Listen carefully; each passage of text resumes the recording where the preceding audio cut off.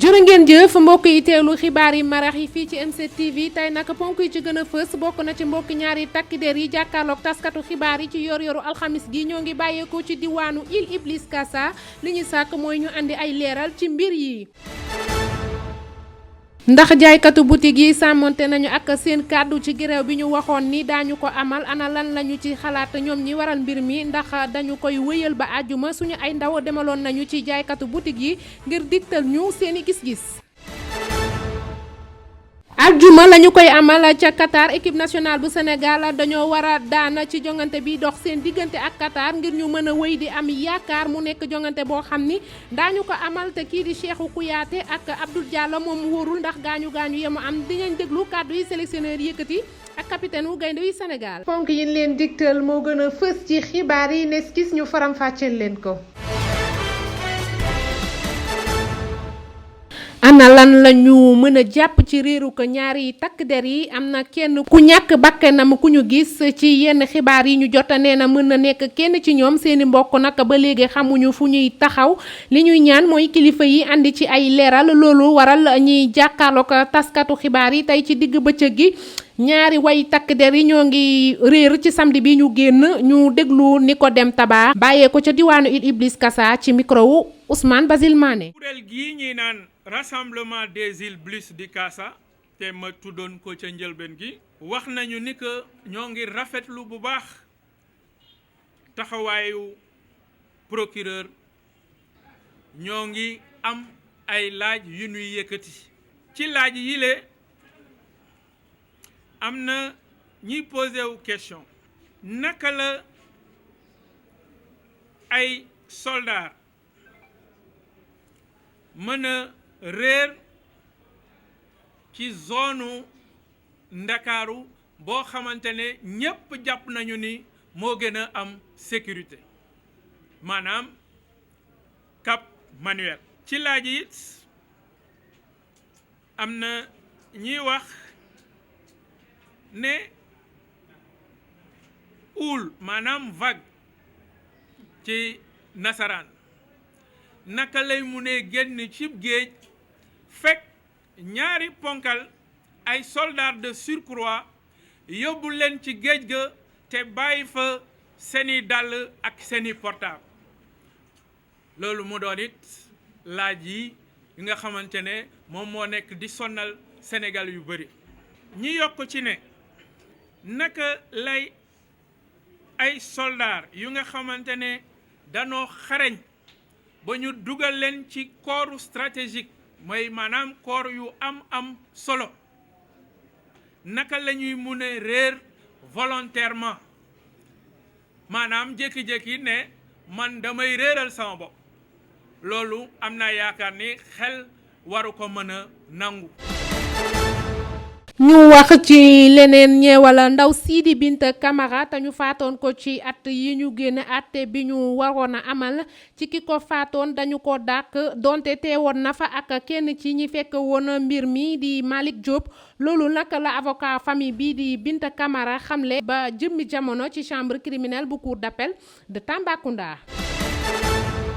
ñu ngi leen ko doon wax ci ndorteer grève bi nga xamante ni jaaykatu boutique yi amaloon nañ ko daanaka sottiwul waaye ñoo ngi ñaawlu jikko yi kilifa yi yor lajj googu nag am tey nekk na li gën a la nguur gi ak askan wi di dem ci boutique yi saa yu ñu xëyee Bachir Diop ak Alioune Badara Ndiaye àndoon nañu xool mbir moomu naka la tëddee. ay boutique yu tijjeeku clients yi di jënd seeni produits comme niñ ko tàmmee lépp jaar ci yoon mu mel ni grève bu 48 heures bu association bi tënk boutique yu nekk fii ci Sénégal yëgle woon deset naa am manko biñ ci doon xaar communication bu jaar yoon la wala ñàkk a respecté ndogal bi xalaat yi jëm ci mbir mu ni mel wute lool. waaw dama xew bi waaw mais man xaw ma ko woon sax tey dañuy grève. waaw maa ngi doxal on est obligé quoi. waaw damay dikkal pertement waaw parce que boo jëndee 100 francs après nga ko jaayaat juróom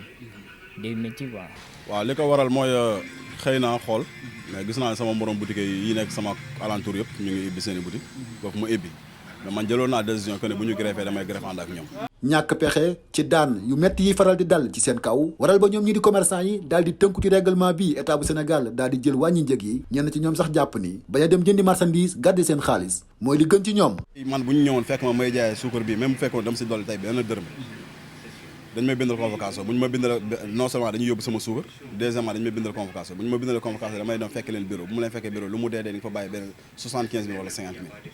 ci loo xamante ni yow boo jaayee une tonne suukar sax tey doo ko si am. man keroog jaaroon nañ fi waaye li ñu yóbbu woon dama mujjoon dem fay. te loolu meew bi la ñu yóbbu woon quoi waaw loolu après bu ma demee yóbbu fay. ñàkk déggoo bu mag ci grève bi ñu yëgle woon association bi tënk jaaykatu boutique yi nekk fii ci Sénégal ndax warul xoolaat anam bu muy doxalee ngir gën a mën a jàppale commerçant yi ndax ñu ëpp ci ñoom li ñu xamle mooy grève jamono ji daal lu jaadul. mën ngeen teewlu conférence bi waa task force républicaine amaloon ak taskati xibaar yi ñiy faral la njiitu réew mi daanaka def nañ ko daan defee fësal nañu liggéey bi nga xamante ni njiitu réew mi jot na ko am te wax nañu ci jëmale ci arrestation ki nga xamante ni moo di Pape Alé Niang mën ngeen koo teewlu ci m7actu.sn ak ci M7 TV.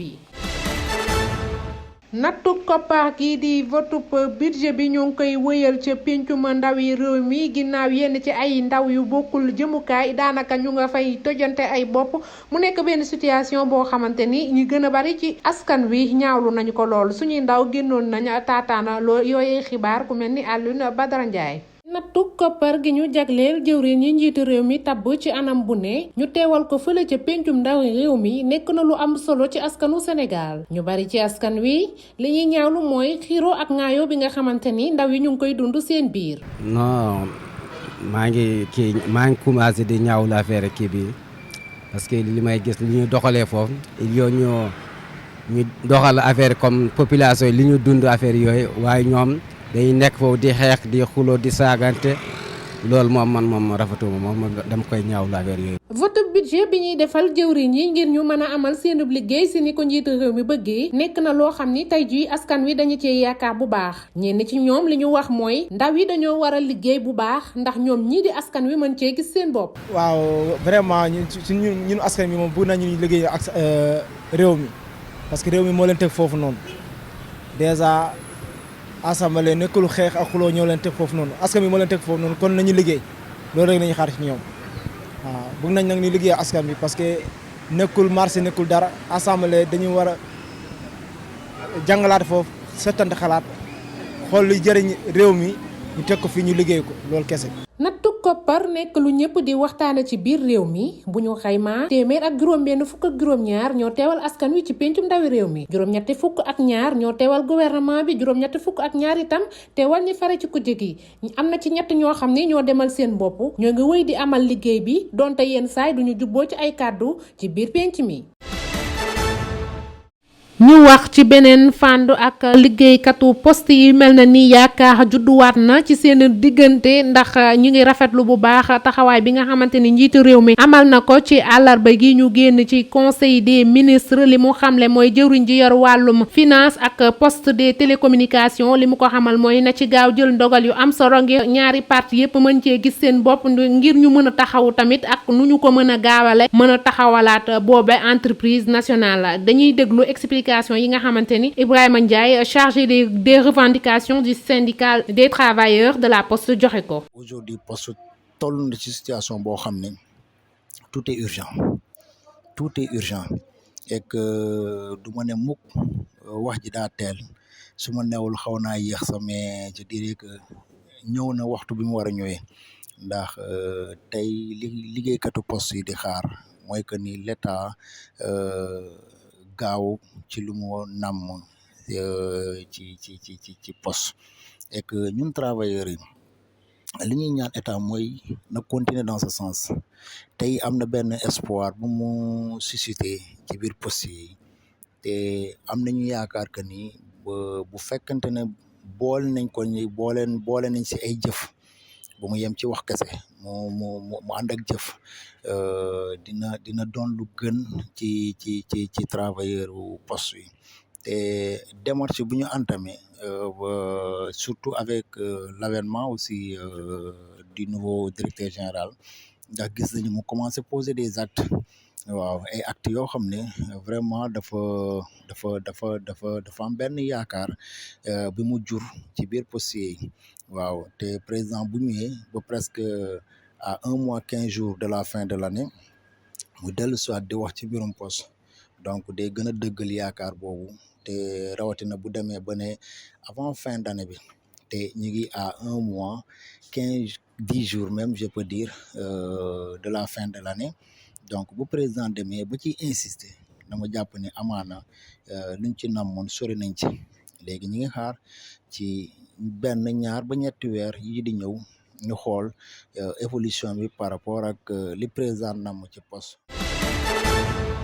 agence nationale bi yor wàllu statistique ak démographie génne na jàngat bu am solo ñoo ngi ko doon amal ci diggante 2011 ak 2018 l'ANSD li mu xamle mooy Sénégal bokk na ci réew yi nga xamante ne ñoo gën a néew ñi ci ndóol ci zone UEMOA gépp te itam nee na téeméer boo jël juróomi sénégalais génn na ci ak ndóol Rokhaya Pouye dina ci wax lu gën a leer. agence nationale bu statistique ak bu démographie lëkkaloo ak bureau opérationnel bu suivi plan Sénégal émergent ñoo génne ab rapport ñaar fan ak ñett ci weeru novembre bi ñu génn ngir xayma li ci ndool fii ci Sénégal ci ab enquête bu ñu amal diggante 2011 jàpp 2018 rapport bi di wane ni ci koom Sénégal moo tane yeneen dëkk yi féetee Afrique sawu jant li sababoon étude bi nag mooy xam naka la sénégalais yi di duggee ak di génnee ci ndool ngir mën a suqali lii di koom-koomu réew mi dimbalante ak jàppalante askanu Sénégal bokk na ci liy wàññi ndool gi bu baax a baax fii ci réew mi ñi ciy génn jamono ji ñoo ëpp fuuf ñi ciy dugg ci rapport bi le di nga xamle ni dëkk yi féetee côté Casamance ñoom ñoo gën a ndóol ci Sénégal ba tey document bi di xamle ni famille yi jigéen ñi jiite ñoo ëpp koom fuuf que ñi góor ñi jiite waaye autorité yi dañ xoolaat bu baax yi les données ndax bu ñu fàtte ni Covid-19 jaar na fi guerre bu Ukraine ak yokkute prix yi nga xamante ne laal na bu baax a baax lii di famille. ci tàggat yaram la ñuy wax ñëwaat ak yéen ci match bi nar a dox ci diggante Sénégal ak Qatar mu nekk jongante bu am solo boo xamante ni tey jii Gaynde Aliou Cissé war nañoo góorgóorlu ba génn ci boobale jongante ngir mën a dem ci 8e de finale yi li ñu xamle nag tey ji mooy Cheikhou Kouyaté ak Abdou Diallo daanaka mën nañoo jàpp ni ñooñu daañu wuute match boobu ba tax na coach ASC Dakar Sacré-Cœur bi nee na Aliou Cissé def changement tactique ñu déglu ko ci micro Rokhaya Pouye. Cheikhou Kouyaté dafa doon amal njëriñ bu bëri au niveau des balles aériennes mais daf ñu doon amal njëriñ bu bëri aussi au niveau des tacles ci suuf. Maintenant quand tu perds Cheikhou Kouyaté quelqu'un qui fait 1m90 1m95 bon sur les duels aériens tu es obligé de rechanger ses camps dans la mesure où peut-être un participe ferait bien son retour comment on l'appelle ferait bien son arrivée au niveau de l'équipe et aussi blessure Abdou Diallo aussi bon on espère qu'il va revenir guéri quoi parce qu'on a vraiment besoin de lui sur le flanc gauche mais si jamais Abdou Diallo vient et que Cheikhou Kouyaté ñëw tu es obligé de changer Cheikhou Kouyaté et de changer ton plan parce que ni ngay jouer ak Cheikhou Kouyaté du bokk ak ni nga dul jouer ak Cheikhou Kouyaté donc c'est un peu ça quoi. La concentration il faut qu'on soit concentré te ñu dal bañ a yàkkamti parce que Qatar aussi loo ci mën di wax ñu joue chez eux et puis ils ont un peu un football espagnol il faut faire très attention ak ñoom surtout en deuxième mi-temps bon c'est une équipe bi nga xam ne ngi soog a jouer une phase de coupe du monde